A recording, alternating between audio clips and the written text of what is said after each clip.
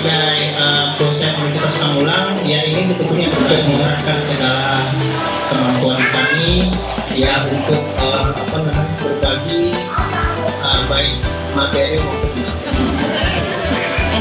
ketika kita mengamalkan sesuatu kita berdasarkan ilmu dan itu nilainya lebih daripada Jadi saya hanya ingin sekedar mereview hal yang telah kami sampaikan. Maka kami beri tema pemberdayaan guru menuju keunggulan SDM. Ya. Jadi ibu guru sekalian,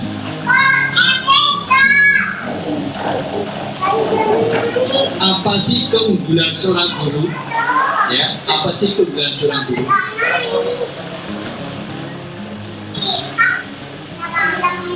Kalau kita semua ingin menuai untuk kebutuhan setahun saja, cukup menanam jagung, padi, palawija, cukup untuk setahun. Tapi untuk kebutuhan ratusan tahun, ribuan tahun, bahkan setelah meninggal masih bisa menuai, tanamlah ilmu dan amal. Maka derajat orang yang punya ilmu itu tinggi sekali di mata Allah, ya, karena dia yang akan memproyeksikan masa depan anak-anak. Ya, maka nanti ada habis ini temanya bagus, sekolah adalah miniatur masa depan anak. Nah, ini bagus, nanti habis ini ya. Baik, nah apa sih kontribusi guru-guru sekalian? Namanya juga guru. Guru itu kompetensinya mendidik. Nah kalau kompetensinya mendidik itu apa? Mendidik itu memberi, bukan menerima. Nah untuk memberi, maka orang harus punya banyak kompetensi. Memberi ilmu, memberi wawasan, memberi pengetahuan, memberi keterampilan, memberi kok. Nah pemberi itu di mata Allah luar biasa. Jadilah orang yang tangannya di atas, bukan di bawah. Ya, maka mari kita sebagai guru harus banyak memberi. Ya. Di dunia ini banyak sekali orang memberi perhatian, tapi jangan lupa banyak orang yang lupa memberi perhatian. Memperhatikan dengan memberi perhatian dua yang berbeda. Kalau memperhatikan itu hanya itu anaknya itu anaknya kurang pintar, itu hanya memperhatikan. Tapi kalau memberi perhatian ada aktivitas, ada proaktif ya untuk turut serta berperan serta memoles. Maka guru di TPQ maupun di mana PAUD ini harus memberi warna masa depan anak. Maka guru tidak menciptakan produk, tapi guru menciptakan pengaruh. Bagaimana cara mempengaruhi anak biar mau belajar, biar mau ngaji, biar mau sholat, biar takwa kepada Allah, biar taat kepada orang tua. Itu bagaimana? Perlu metodologi, perlu belajar. Ya, tidak ada orang sempurna di dunia ini. Tapi orang yang utama adalah orang yang menyadari kelemahannya, kekurangannya, tapi mau memperbaiki diri jalan terus menerus. Ya, alhamdulillah. Ini Pondok Mir ini luar biasa, sudah dikenal sebagai desa Quran. Ini kok publik desa Quran ya, ini bukan di sini, nggak di Kalimantan, nggak di Sumatera, di sini. Ya, nah ini makanya mudah-mudahan bisa menjadi mercusuar. Ya, nah, ini salah. Satu, kalau guru pengen unggul, ya harus punya kompetensi minimal 4 kompetensinya. Ya, minimal 4. Kami bawakan banyak progres buat ibu ya. Nanti sambil jalan ya, baik di pertama, kedua, atau ketiga. Yang pertama adalah disebut knowledge kompeten. Knowledge kompeten bahasa Indonesia-nya itu kompetensi di bidang pengetahuan. Ya, maksudnya bagaimana?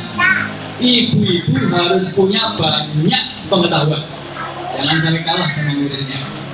Ya, banyak pengetahuan tentang karakter anak, tentang mengajar, tentang menguasai kelas, tentang materi-materi yang disampaikan, tentang bagaimana meng-closing pertemuan di kelas, mengawali di kelas bagaimana, ya, lalu bagaimana menjadi teladan.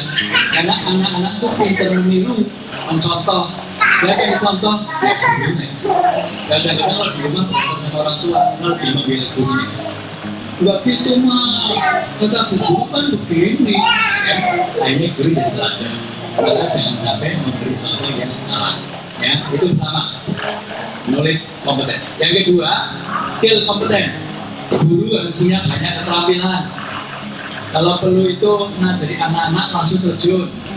Bicaralah dengan anak, bukan bicara kepada anak. Kalau bicara kepada anak masih ada jarak. Kalau bicara dengan anak tidak ada jarak. Contoh, anak, ayo ini bereskan sekolah. Itu kalau cuma perintah begitu, anak-anak males. Tapi sambil duduk, sambil diketik, ayo sama guru beresin. Meskipun gurunya diam aja, kamu mau beresin. Karena kita terjun langsung, ya. Ini yang disebut sebagai human touch, sentuhan kemanusiaan. Banyak orang gagal mendidik karena cuma menyampaikan pengetahuan, tapi tidak menyentuh hatinya, tidak menyentuh pikirannya, tidak menyentuh bodinya. Ya, maksudnya gini, ini usia anak. Gak ada salahnya kalau misalnya, ayo dibetulin sambil dipegang budaknya, udah apa masih anak kan? Apalagi kalau yang masih kecil-kecil ya, tubuh dibimbing. Ya, nah gitu ya. Terus kemudian berikutnya yaitu experience kompetensi di bidang pengalaman. Maksudnya apa? Ibu-ibu harus banyak melakukan ini, melakukan itu, dia punya pengalaman. Kalau diberi tugas ini malas, tugas ini malas. Bu, bikin hal yang rapi ya, malas. Bu, menatap klasik yang rapi, malas. Bu, kita studi banding ke sekolah mana yuk, malas. Bisa. Kalau semuanya coba malas, nggak akan ada pengalaman. Ya, maka pengalaman itu penting karena pengalaman guru yang terbaik. Nah, kita ajarkan ilmu di kelas, di sekolah, tapi sesungguhnya ilmu yang terbaik, guru yang terbaik itu di masyarakat. Maka bagaimana caranya mengimplementasikan ilmu yang kita belajar di sekolah di masyarakat nantinya? Nah, maka kami dosen-dosen sedang belajar terjun ke masyarakat untuk menggali ilmu di masyarakat. Ya. Kenapa? Banyak teori-teori bagus di kampus dipatahkan oleh fakta-fakta yang buruk di masyarakat. Ya, itu. Makanya kita belajar di masyarakat. Kebetulan PKM. Tidak hanya menjadi guru mendidik saja, tapi juga bagaimana tentang marketing boleh bagus. Kenapa? Nantinya memarketingkan outnya, memarketingkan TPT-nya, ya. Nah, ini alhamdulillah gubernur contohnya sudah mulai memarketingkan ANI, Alam Nasional Indonesia. Saya udah belajar di situ kan. Saya sekarang pakai ordernya dari halal. Jadi tidak ada indikasi babinya. Nah, latihan marketing itu bagaimana? Sekolahan diciptakan yang bagus, berkualitas, anak-anak yang baik, tersiar di masyarakat. Akhirnya apa? Marketing gitu kan. Nah, nanti lama-lama expose ya, yang media massa ya. Nah, ini ada loh di TPQ Nurul Ihsan juga, Paul Nurul Ihsan, Nurul Ikhlas, Paul Insan Satwa. saking banyaknya di alhamdulillah kan. Nah, ini ada juga Insan Takwa ya. Nah, insya Allah siapa tahu nanti dari sini muncul anak soleh, soleha yang bisa mengenal masyarakat lebih luas. Nah, contoh Tafis ini kemarin sempat saya ajak sebagian untuk tataman di Latinos. Latinos itu tempat tinggalnya orang-orang kaya raya, ya orang terkenal, direktur tinggal di sana. Itu habis tataman saya. Ya, dari mana anak-anak dari pondok ini? Asuhan siapa? Ya, asuhan besar tujuh. Alhamdulillah ya, gitu ya. Jadi ada 3 plus 1 lagi, yaitu attitude kompeten, sikap. Guru itu kalau orang Jawa bilang diguru dan ditiru. Ya, kalau gitu maka guru harus benar, harus baik. Kalau misalnya nggak gitu, ditiru muridnya. Wah, kamu kok teriak-teriak yang ngajar siapa? Guru. Ya. Orang bagi itu dari punya begini. Coba kalau malam buka tidur nih, tapi bangun sedikit nggak ada ibunya nangis. artinya memang harus ada keadilan, ya, keadilan, mendidik keadilan. Makanya sekarang online ini itu sangat efektif. Mendidik itu transformasi nilai, bukan transformasi knowledge, bukan transformasi pengetahuan, tapi transformasi nilai. Nah kalau lewat terus, ya, ini masalah bagi kita. Sifat apapun materi di dalam Zoom, dalam komputer, kalau tidak dididik dengan baik, tidak akan masuk nilai-nilai. Ya, nah, jadi itu penting ya. Oke, baik. Sebentar aja, karena nanti yang kedua yang paling bagus, ya, lebih bagus. Baik, yang kedua, kompetensi SDM berarti ada 4, yaitu knowledge kompeten, skill kompeten, experience kompeten, attitude kompeten. Pengetahuan yang luas, skill yang banyak, keterampilan yang luas, pengalaman yang luas, dan juga sikap yang baik. Nah, oke. Nah, terus kemudian guru-guru dituntut untuk apa? Untuk solution oriented. Kalau ada masalah, cari solusi, bukan menyalahkan dulu. Banyak orang gagal mendidik karena sering menyalahkan. Ya. Dan namanya anak-anak salah wajar. Orang balita kok masih belum akil balik kok, ya. Jangan salahkan, tapi rangkul dulu, ya. Dimotivasi, dibesarkan hatinya, udah nggak apa-apa, dicapai itu bersihkan saya, ya. Solusi, ya, solusi, ya. Ada ibu-ibu nyuruh anaknya yang SMP masak nasi. Anaknya belum pernah masak nasi pakai mencicil, cuma dibilangin, udah anak, kalau memang nggak dapat dicicil, nanti pokoknya gini, sambil telepon nih, ya, 1 gelas air, 1 gelas beras, sama 3 gelas air, masukkan ke tangga, nyalakan kompornya, selesai 1 jam. Betul, ambil gelas, nasi beras, taruh sama gelasnya. Ambil air 3 gelas, taruh di tangga, kita tutup tangganya. Matang nggak? Kenapa? Karena perintah itu kadang-kadang perlu dengan contoh, bukan dengan kata-kata.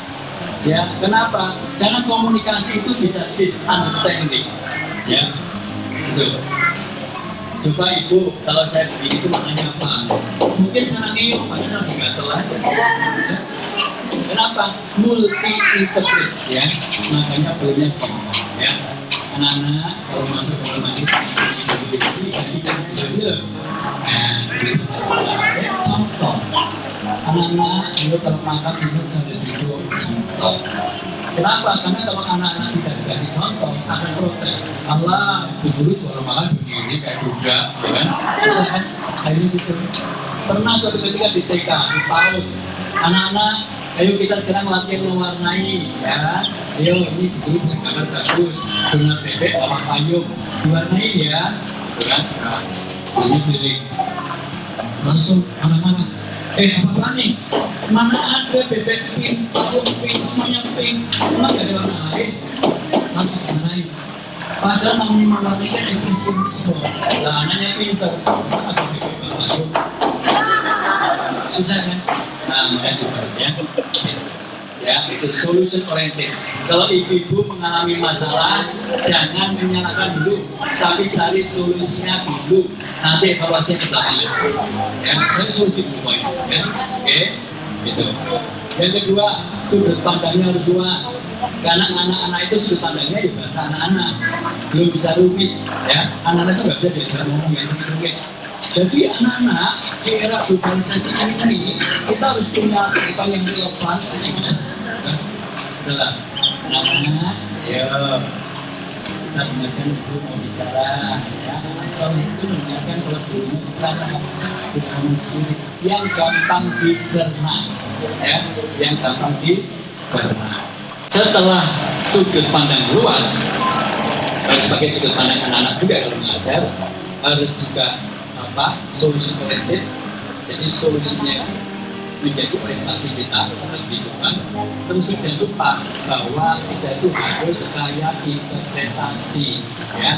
Kayak interpretasi itu agar kita wawasannya jadi luas. Contoh, ya. Aku nggak pengen fokus gimana nih, nggak bisa ngajar. Kan kita pakai tulis, bisa pakai whiteboard, bisa pakai spidol. aduh papan tulis nggak ada, videonya nggak ada, ya udah pakai kertas, kita ditulis dibagikan. Aduh kertas nggak ada nih, ya kan bisa pakai apa peraga-peraga yang lain. Kenapa? Karena namanya anak-anak itu lebih cepat menangkap kalau ada peraganya, ada visualisasinya. Ya, contoh, ibu jelaskan misalnya anak-anak, jadi manusia itu punya namanya tulang rusuk jumlahnya 12, ini kan bayangin. Tapi begitu dalam cakong, ngeri ya, ada orangnya ini tulang rusuk, ini kaki, tahu semua, ya. Karena anak-anak itu lebih suka visualisasi, pembicaraan itu sering misunderstanding.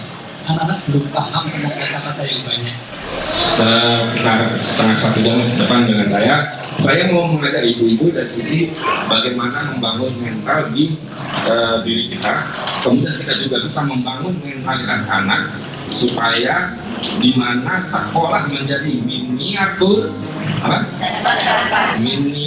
masa depan itu bisa terwujud. Ya, saya coba bertanya dulu di sini adakah pengalaman ibu-ibu memperhatikan pada saat pemberian materi ajar kepada anak-anak itu mengalami kesulitan dalam arti tahun ini sudah dikasih kurikulum seperti apa yang harus disampaikan kepada peserta didik kita, tiba-tiba di tengah jalan ganti. Sering nggak? Iya. Sering. Miniatur sekolah buat masa depan anak itu merupakan seperti laboratorium untuk kita membina, mendidik, melatih supaya bisa menghasilkan sesuatu yang diharapkan. Dengan panduan apa? Dengan panduan kurikulum atau aturan atau undang-undang dari pihak yang atau fakultas. Nah itu kan sering terjadi perubahan. Kesal nggak sih? Kesal ya? Belum selesai ini sudah selesai ya, sudah datang yang baru, sering ya. Kemudian itu dari sisi kurikulum, dari sisi infrastrukturnya, belum lagi dari peserta didik yang tadi Pak Teguh sampaikan, dicolek-colek kalau ada anak yang kurang sesuai dengan harapan kita, jangan dimaki-maki. Sering ya Pak, saya ketemu ya. Nah, bagaimana nanti menghadapinya, saya kasih satu tips ya buat ibu-ibu semua. Terus ada lagi, kita dituntut menghasilkan anak didik suatu hasil lulusan peserta didik kita sebagai tumpuan masa depan bangsa. Itu kira-kira sering nggak sih ketemu? Jadi tadi anak yang bandel, anak yang dibilangin begini tapi melakukannya seperti yang lainnya caranya, terus kemudian belum lagi usil.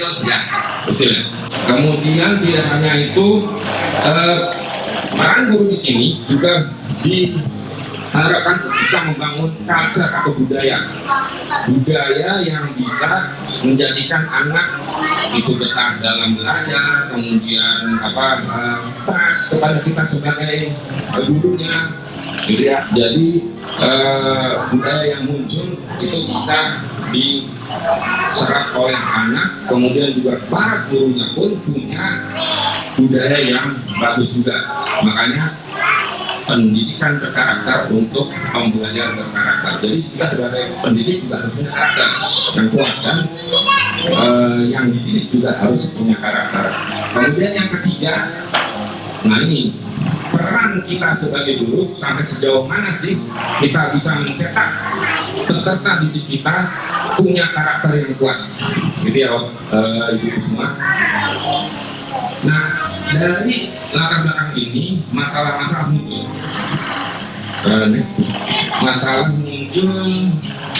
Apa aja nih masalahnya?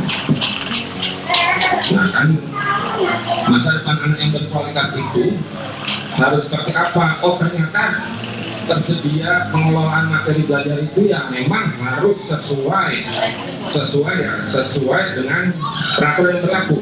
Kita tidak bisa menolak, kemudian menghindar ketika ada kurikulum yang dibakukan lagi oleh otoritas. kita mau nggak mau harus menyesuaikan. Itu challenging tersendiri. Nanti saya akan memberikan kepada Ibu bagaimana sih mentalitas kita yang harus kita perkuat untuk apa? Untuk menghadapi itu semua, perubahan yang cepat dari sisi aturan, kemudian tidak hanya yang eksternalnya, internalnya pun mungkin juga bisa berubah. Misalkan pimpinannya tadinya si A punya peraturan kebijakan apa diganti, kita juga harus ikut terhadap peraturan yang dibuat oleh orang baru ini. Sering ketemu situasi itu? Sering nggak ketika hasil kita bikin apa satu metodologi pembelajaran, tiba-tiba ada pimpinan baru, berubah itu semua. Yang paling yakin ya e-learning itu udah bikin materi bagus, metodologi, case study, terus role play mungkin kalau ada tiba-tiba harus online, berubah cara metodologinya. Yang kedua, hambatan apa saja sih yang muncul ketika tadi situasi dari sisi perangkat pembelajaran berubah. Nah, hambatan ini biasanya datang dari diri kita sebagai pendidik.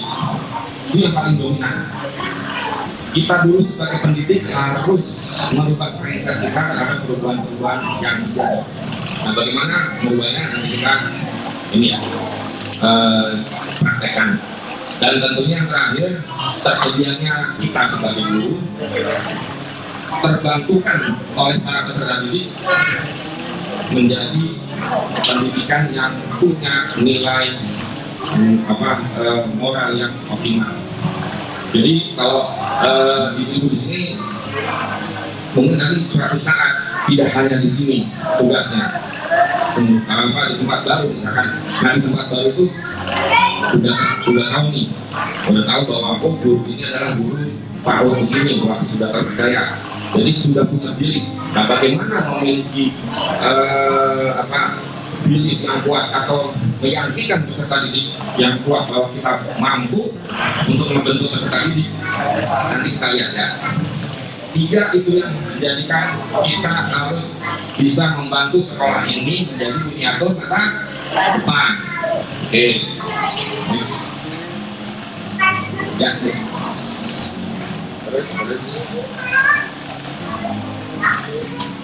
Di sini masalah yang pertama tadi mengenai materi atau kebijakan yang sering berubah-ubah. Saya ada cerita tentang 2 orang berasal dari kampung, ya, dari kampung yang subur, makmur. Ada 2 orang, yang satu malas, yang satu rajin. Si pemalas katakanlah namanya Supri. Supri nama bapak saya. Oke, Supri apa? Ada kedua saya. Yang malasnya rajin, siapa? Rohman. Ada Rohman, ngasih tapi rajin, ngasih penyayang tapi rajin, dermawan tapi dia rajin. Nah, si Supri dan si Rohman ini karena terdampak ya di era pandemi ini, tinggal di satu kampung yang mengharuskan keluar kampung untuk bertahan hidup. Ya, tiba-tiba Supri dan Rohman menemukan satu area kampung yang lain, ya, yang subur.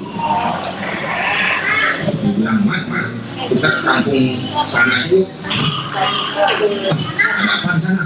Di sana kita bisa beternak, walaupun di era pandemi kita bisa berkebun, kemudian bercocok tanam, ya." Itu Supri. Oke, tahu dari mana lu? Kamu tahu dari mana? Ya baca-baca lah, era digital. Ceritanya di kampung udah itu mungkin punya keuangan. Oke, jalan lagi ke kampung sebelah. Ketika sampai di kampung sebelah, secara beruntung ya, si Rohman mendapat 1 kapling, di Supri mendapat 1 kapling. Ibu tahu nggak? Ketika 6 bulan berikutnya, 6 bulan berikutnya, siapa di antara mereka yang berhasil untuk memanfaatkan lahan yang mereka tentukan untuk bertahan hidup di era pandemi ini? Kira-kira seperti itu. Coba dari yang malas dan yang rajin, dua karakter ini, kira-kira siapa yang bisa survive? Yang rajin kami sobat. Karena dia mau melakukan kerja, Ya, melakukan kerja untuk pemenuhan yang dibutuhkan itu. melakukan aktivitas atau bekerja memenuhi kebutuhan hidupnya. Kalau yang malas, Mungkin santai aja tunggu bantuan. santai saja nunggu bantuan. Tepat sekali, nunggu bantuan. Si Roman yang malas dengan kondisi lahan yang bagus pun dia nggak bisa berpikir, minta bantuan terus, akhirnya dia iseng nih, 6 bulan kemudian datang ke tempatnya. Tadi masuk ya Pak, balik. Iya, ke tempat supir yang Roman yang rajin, supir yang malas. Kamu saya nggak kalah, bapak saya. Ya, oke, si supir main-main ke tempatnya Roman 6 bulan kemudian. Dia kaget si Roman semua, ternak banyak, panennya banyak. Kemudian selain itu juga punya usaha yang berlimpah. Usaha berlimpah katanya berlimpah lah namanya. Rokok, properti. Akhirnya dia ketemu sama Roman. Mana? Kok saya kok tidak bisa seperti itu, kenapa ya? Padahal kita tetanggaan kan sama, kemudian menemukan satu modalnya juga sama, kan gak enak main bantu. Si Rahman akhirnya hanya dengan satu pertanyaan yang sangat mendasar. Dia tanya apa?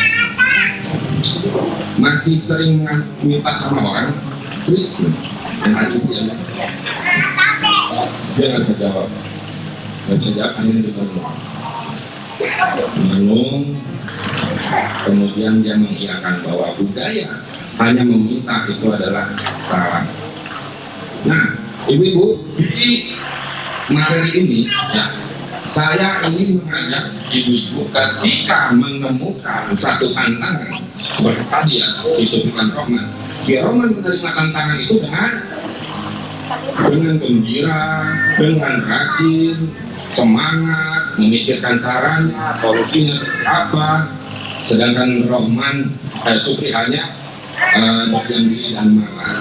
Saya akan berikan kepada ibu ya, satu tips ketika ibu-ibu menghadapi kesulitan dari sisi keharusan menyediakan materi yang hebat, keharusan melaksanakan peraturan baru, keharusan membuat metodologi yang bagus buat mengajar anak, gitu ya. Ini ibu-ibu bayangkan seperti waktu. Makanya di sini saya sampaikan seorang alasan di mana ini sangat bermanfaat bahwa kita harus bisa memanfaatkan waktu. Time. Ketika dapat tugas baru, langsung segera, jangan tunda-tunda. Ketika di dalam alasan kandungan apalagi, ibu saling mengingatkannya, bersabar. Nah, ibu juga harus seperti itu. Ketika mendapatkan tugas baru, membuat materi yang bagus, sudah capek-capek buat materi yang lama, harus ganti lagi. Nah, itu harus bisa banyak sabar, harus bisa belajar lagi. Nah, di sini saya berikan pendekatannya time. Jadi, T-nya apa? Thankfulness, bersyukur dulu, bersyukur. Ya, ibu-ibu bersyukur dulu setiap tugas yang diterima. Jangan dibikin jangan dibuat pusing. Udah kan capek bikin, lupa lagi gitu ya. Jangan dulu, jangan. Yang penting thankfulness, syukuri dulu. Ibu buat lagi sesuatu yang baru tersebut yang diminta oleh atasan ibu ya, atau oleh otoritas. Tapi setelah bersyukur harus bisa menginspirasi apa yang ibu berikan, menginspirasi. Masalahnya setiap materi yang dibuat, ya, kesulitan terhadap kita sebagai pendidik itu susah menginspirasi. Mungkin karena kurang pengalaman, mungkin karena kurang wawasan yang tadi Pak Teguh sampaikan ya. Tapi itu ya, ibu-ibu, berita bagusnya Mbak Google bisa dimintain tolong, dimanfaatkan. YouTube bisa dimanfaatkan. Artinya ibu-ibu harus membuat sesuatu supaya bisa menginspirasi. Yang berikutnya diukur, measurable. Apa yang kita sampaikan ke peserta didik harus bisa diukur. Tidak hanya disampaikan, tapi ketika ditanya perubahannya sampai sejauh mana ya, tidak ada yang bisa kita buktikan. Harus bisa menunjukkan empowerment. Empowerment itu memberdayakan. Kadang ibu-ibu bisa ini ya, ketika satu saat bisa mengalami satu yang bad mood ya. Bad mood, materinya udah bagus tapi ngajarinnya aduh males-malesan, berdaya juga enggak gitu yang ngajar, apalagi hasilnya peserta didiknya. Ada yang punya pengalaman ngajar itu kita males banget, terus suntuk, belum tadinya sudah diatur anak-anak kita ya. Saya yang mengalami itu ya, padahal itu sangat penting untuk kita tadi menyediakan materi yang optimal dari yang harus kita sampaikan ke anak-anak kita, itu bisa menjadi empowerment, memberdayakan. Jadi kita harus jadi, tadi kan Pak Guru bilang harus jadi contoh ya, contoh. Kita nggak yakin materi yang disampaikan apalagi anak didik kita, gitu ya. Nah, bagaimana sih supaya bisa mewujudkan time ini ya, mindfulness, kemudian inspiration, measurable, kemudian empowerment. Kalau kita niatkan membangun satu pohon, pastinya nanti akan ada ranting-ranting yang menghasilkannya itu sesuai dengan apa yang direncanakan. Kalau di sini kaitannya dengan didik anak, bisa berakhlak mulia. Jadi ibu-ibu kalau menghadapi anak didik kita, yang kedua ya, yang kedua, situasi kita kan kadang sering bad mood sampai kelas. Ketika datang dari rumah udah bad mood, habis bersiswa sama mama ya anak kita, mungkin pasangan kita, habis datang ke sekolah, melihat anak didik kita lebih seperti itu lagi dengan menjengkelkan gitu ya. Itu gimana kira-kira apa yang kita rasakan? Pasti tambah jengkel kan, melihatnya juga wah udah pengen boro-boro kita ajarin, malah kita mungkin ya jadi kasar, jadi tidak perhatian, masa bodoh kita kepada anak didik kita. Itu sering nggak ibu-ibu temui? Sering sekali ya, sering sekali, sering, apalagi buah atau mahasiswanya baru-baru Bu dokter. Jadi ya ibu ya, jadi ironisnya memang apa yang kita lihat, apa yang kita perhatikan itu nggak bisa kita samakan maknanya, memang beda-beda ya, beda-beda. Seperti ini, saya mau ajak ibu-ibu kalau ada anak bolos, kira-kira respon ibu-ibu apa? Berapa? Enak. Enak. Nah, ini persepsi yang bagus. Enak. Dari 10 orang juga 9 orang ada nih. Ada lagi selain Kasihan juga. kasihan teman-temannya. Kalau bolos semuanya satu kelas? Oh, mengajar di lain. Iya. Terus ada yang tidur. Di sini tidur nggak hanya siswanya nih, ibunya juga tidur. Kira-kira udah anak kurang tidur apa yang ibu rasakan? Ibu perhatikan. Kelelahan buani biasa berempati ya, memaklumi. Kemudian tawuran, sering tawuran anak kita di kelas, cenderung kali. Kesel nggak? Kesel ya? Jangan sampai kita malah ikutan tawuran. Next, terus usir, sering nggak? Sering banget ya, usir. Kemudian apalagi yang menjengkelkan, murid mana dipukul Pernah jadi berantem nggak kamu? Enggak ya. Guru main berantem. Luar biasa kalau peserta PAUD ada yang berantem. Mahasiswa atau sering kalau mahasiswa. Ada yang pernah ngalamin jadi berantem mahasiswa? Ini udah main sering waktu ya. Jangan anak didik tadi ibu umpam juga ya, luar biasa. Nanti habis ini langsung nggak minder ya. Oke, semuanya apa ya?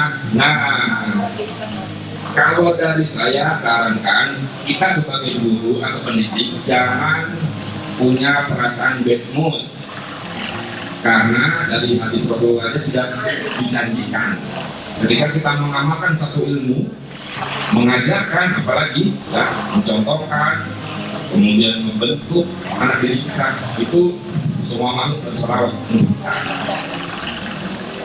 Dasar ini harusnya sudah tidak lagi kita bad mood ya, karena Rasulullah menyarankan seperti itu. Nah, gimana sih caranya supaya nggak bad mood? Santuy aja kali, keep calm and santuy aja kali ya. Santuy itu nggak usah tegang, nggak usah bad mood, nggak usah kesal. Santuy itu apa? Ini saya cari ini santuy akronimnya. Syukuri, yang tadi syukuri lagi setiap kondisi yang tidak enak. Ada peserta negeri kita yang usil pengalaman kita, syukuri. Kemudian amati ada apa ya, dengan orang itu atau anak itu.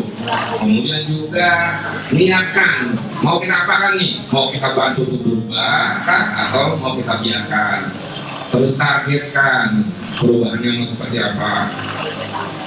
Ulangi lagi kalau belum berubah, terus yakini, yakin bahwa kita sebagai pendidik tentunya bisa dalam jangka pendek, tapi jangka panjang bisa merubah anak didik kita. Makanya sekolah sebagai miniatur tidak dalam jangka pendek, kita kondisikan untuk jangka panjang. Misalnya PAUD berapa tahun? 2 tahun. Kemudian masuk lagi nanti ada TK, kemudian istiber bertahun-tahun ya. Nah ibu-ibu, saya kasih tips lagi di santuy, tapi sebelumnya saya mau ngasih jurus lagi. Hari itu kalau diulang-ulang bermanfaat ya untuk mengembalikan ilmu. Kalau tadi kan disasosiasi ya, keluar dari diri kita tontonin.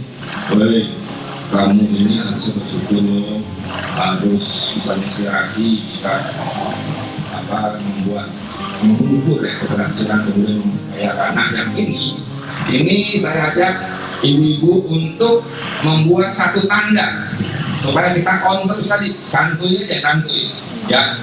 Mau di rumah lagi bad mood sampai di kelas tiba-tiba jeng segala. Terus capek gitu sampai rumah, habis dari kelas diajak main sama anak kita cek on lagi, kan keren, kayak sakal betul, sakal lampu yang mati cek on lagi ya. Jadi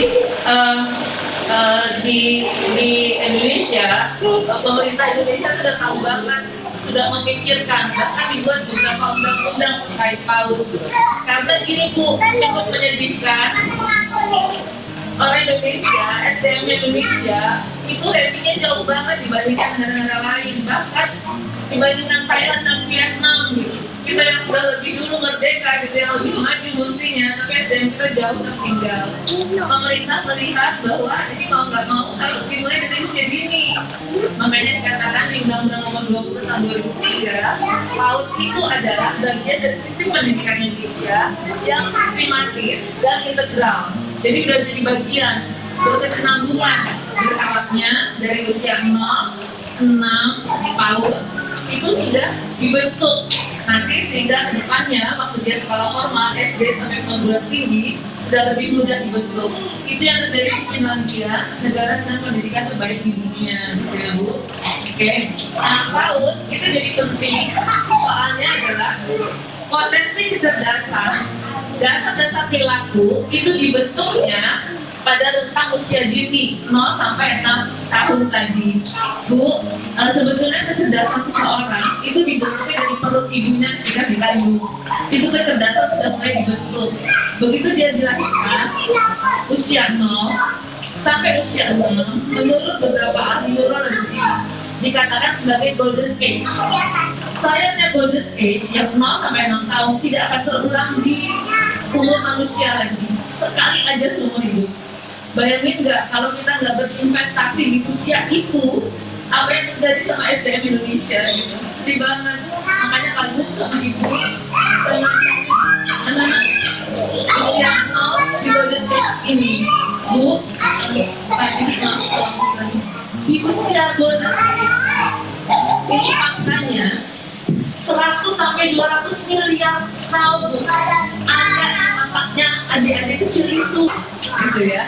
Jadi 100 sampai 200 miliar neuron atau sel saraf itu setiap bersambungan, Bu. Kalau di foto tuh korek kalau dia dikasih stimulus, diajarin, itu sambungan-sambungannya kayak letupan-letupan petasan gitu. Bayangin kalau dia dibiarin aja, dikasih sinetron, dikasih gadget gitu ya, Bu ya. Gak distimulus kayak apa ya sedang kita ke depannya gitu. Apalagi nggak diajarin ngaji dan lain-lain. Oke, jadi pertumbuhan ini sel saraf ini butuh banyak situasi yang mendukung, ya Bu. Baik di pendidikan, di keluarga, jadi orang tuanya harus turun tangan, masyarakat maupun di sekolah PAUD, gitu. Nah, ini hanya berlangsung sekali, jadi betapa pentingnya sebuah keluarga, sebuah masyarakat berdesa. Kalau nggak diperhatiin nih golden age ini, nah pemerintah Indonesia alhamdulillah udah mulai gitu kan, ayo digalakkan PAUD dan lain-lain. Oke, nah ini sedikit aja sebenarnya dan Pak Didi. Kita ini manajemen pembelajaran di PAUD, guru, dosen itu adalah manajer di perusahaan. Kalau di sekolah jadi manajer di kelas. Jadi kita nih yang harus bisa merencanakan, mengorganisir, memimpin, mengevaluasi hasil kegiatan belajar. Seperti itu, ya. Jadi kemampuan kita nih Bu, dosen atau guru, ya, sebagai manajer di kelas gitu ya, dalam menggunakan sumber daya yang ada, menciptakan kegiatan yang kondusif, yang menyenangkan. Nah, sedikit berbeda berdasarkan pengalaman gitu ya. Kalau saya lihat di negara lain, itu sekolahnya nyaman, rata-rata nggak pakai seragam, jangkauan pendek Bu, jadi nggak panjang kayak jam mantel pada Indonesia, gitu ya, dan fun, menyenangkan, gitu ya, dengan ruangan kelas yang tidak kaku. Mereka boleh jalan-jalan, boleh apapun gitu. Karena itu membuat suasana menyenangkan dan mereka lebih senang belajar jadinya, gitu ya Bu. Terus ini mungkin Ibu juga lebih paham gitu ya. Ini adalah komponen pembelajaran. Jadi harus ada tujuannya, harus ada materinya yang jelas, metode, media pembelajaran, dan evaluasi. Maaf Pak, boleh dielaborasi. Nah ini tujuan pembelajaran, penting banget Bu. Jadi setiap dosen, setiap guru kita bikin tujuan pembelajarannya apa di pelajaran yang kita mau ajarkan. Apa sih fungsinya? Banyak banget, makanya harus bikin tujuannya mau ngapain nih gitu ya. Landasan pokok buat guru capai kompetensi dasar yang diajarkan apa aja, memberikan gambaran jangka pendeknya, sekali ketemu itu atau satu semester dibuat jangka pendeknya, kemudian disusun nanti mau belajarnya apa aja gitu ya, ya semuanya detail. Kemudian kompetensi yang harus dikembangkan apa, ya anak-anak ini harus bisa apa aja. Kalau di Indonesia sayangnya masih dalam kondisi ujian-ujian. Kalau saya lihat di beberapa negara itu termasuk Finlandia, itu dia nggak pakai ujian. Oke, jadi nggak ada kata UN, nggak ada UAS, nggak ada UTS. Ujian hanya ada satu di usia 16 tahun ketika kita mau lulus SMA, mau masuk university gitu. Jadi nggak ada pressure UN, sedih, stres, nggak ada sama sekali gitu ya. Di Finlandia sekolah mulai 7 tahun Bu, nggak boleh sekolah sebelum 7 tahun. Nanti minggu lalu saya dengar SD di Indonesia mulai 7 tahun. Yang kurang umurnya kalau pulang dulu, karena memang lebih matang gitu ya Bu. Oke, kemudian kalau bikin tujuan pembelajaran itu mempermudah guru dan siswa melaksanakan pembelajarannya kan udah tahu tujuannya mau apa, jadi nggak malu ngidul. Kemudian maksimal karena semuanya disiapin duluan. Yang terakhir ya jadi acuan yang bisa mempermudah saya dalam proses pembelajaran. Kemudian pelaksanaannya waktu kita ngajar Bu memberikan pelajaran, kita implementasikan apa yang sudah kita buat sebelumnya tadi. Ya, kita punya RPP, rancangan pembelajaran itu sudah kita buat, pembukaannya apa, kemudian kegiatan intinya apa, nanti menutupnya apa, mau kuis kah, mau ulangan kah, mau tanya jawab kah, mau apa, itu sudah kita buat. Kemudian pakai metode Bu, pakai PDI, ya, pakai sendiri belajar, gak usah aku, boleh pakai YouTube, boleh pakai gambar, boleh pakai majalah, apapun yang ada, sehingga mereka lebih terstimulus gitu.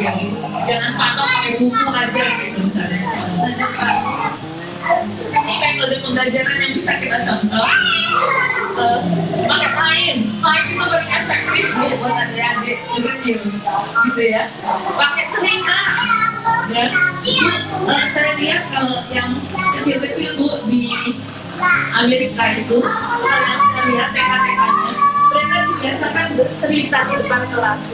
Makanya saya lihat orang di luar negeri lebih pede, lebih berani share pendapatnya. Jago juga nulisnya. Saya akui saya punya kekurangan itu. Bicara dan menulis kok kayaknya nggak terlatih, karena memang Indonesia sebelumnya nggak fokus ke situ gitu, jadi nggak pede gitu ya. Kemudian dari menyanyi, ini juga gue efektif. Kemudian dari pembelajaran padu, semuanya dirangkum. Kemudian karya wisata, jalan-jalan misalnya, ya misalnya jalan Jepang Bu, anak Jepang tuh keluar dari kelasnya, suruh mengutin sampah. Itu juga pembelajaran karya wisata, keluar dari kelas. Kalau di Indonesia saya sering juga tuh jalan-jalan ke Ancol, ke Taman Mini gitu ya, anak SD, SMP, nah itu sangat efektif untuk pembelajaran. Demonstrasi juga, misalnya ya praktikum dan lain-lain. Kalau ngajarin masak ya beneran masak. Kalau bikin orang Jepang tadi Bu, mereka menyediakan makan siangnya sendiri, padahal masih kecil-kecil. Yang di Jepang tidak diperbolehkan diantar ke sekolah. Mungkin kalau di Indonesia faktor keamanan belum bisa. Tapi di Jepang tidak ada yang diantar ke sekolah sekecil apapun. Bahkan sepulang sekolah dia harus memakan anak kecil untuk belanja. Begitu mandirinya. Sedikit share Bu, ini cerita anak sendiri.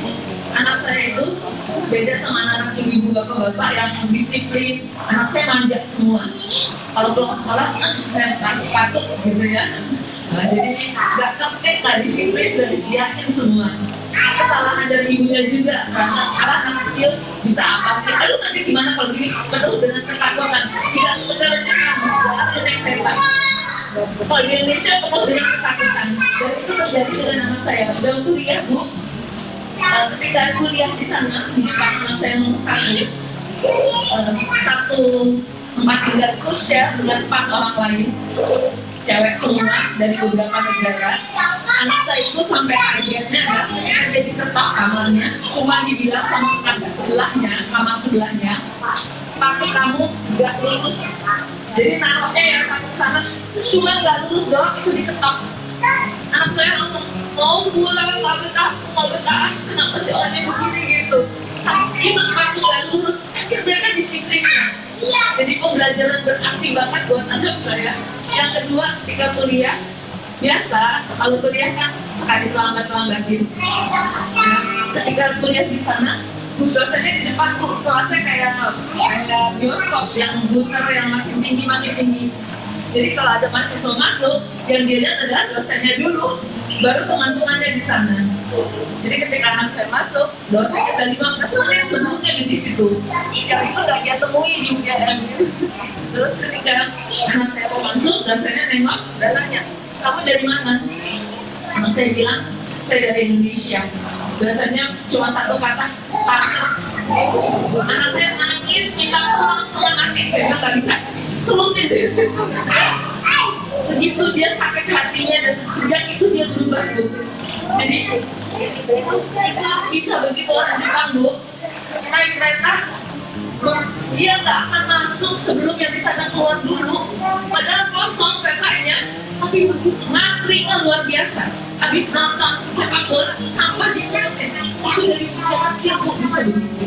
Dan kita yang mencontohkan. Kayaknya itu aja rangkuman dari materi Hadiri dan Pak Teguh. Kita lihat dari negara maju. Kalau Indonesia mau maju cuma satu kuncinya, SDM-nya harus bagus. Dan itu dimulai dari golden age gitu. Mohon maaf ya Ibu kalau ada kekurangan. Assalamualaikum warahmatullahi wabarakatuh.